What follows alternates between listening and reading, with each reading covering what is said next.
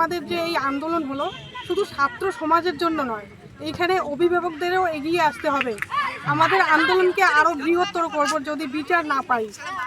শুধু আজকে থেমে থাকলে হবে না, পরবর্তী প্রজন্মের জন্য আমরা যাতে সমাজকে কলুষিত মুক্ত করতে পারি সেই জন্য এই সংগ্রাম। আমরা ওই দিদির জন্য আন্দোলনে নেমে পড়েছি। ওই আন্দোলনে যতদিন সুবিচার না পাই ততদিন আমরা এই আন্দোলন চালিয়ে যাব।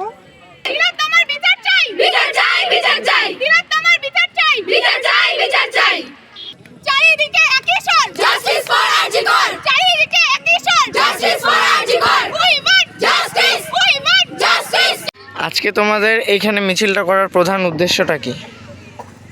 আজকে এখানে আমাদের মিছিলটা করার প্রধান উদ্দেশ্য হচ্ছে ডক্টর মৌমিতা দেবনাথ যে ধর্ষিত হয়েছে সেই বিষয়ে আমরা সবাই এখনও সুবিচার পাইনি।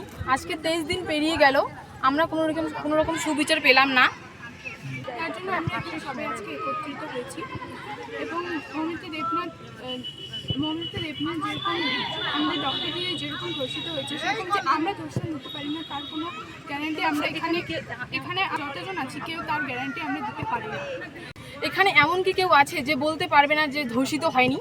ধর্ষিত মানে শুধু ফিজিক্যালি দিক থেকে ধর্ষিত হওয়া না, মেন্টালি দিক থেকে ধর্ষিত হওয়া।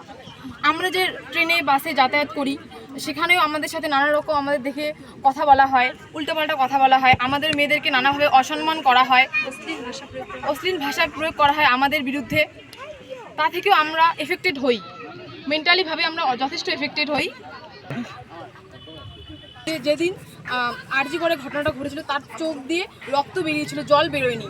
তো তাই আমাদের থামলে চলবে না, আমাদের এই আন্দোলনকে আরও অনেক বড় রূপ দিতে হবে।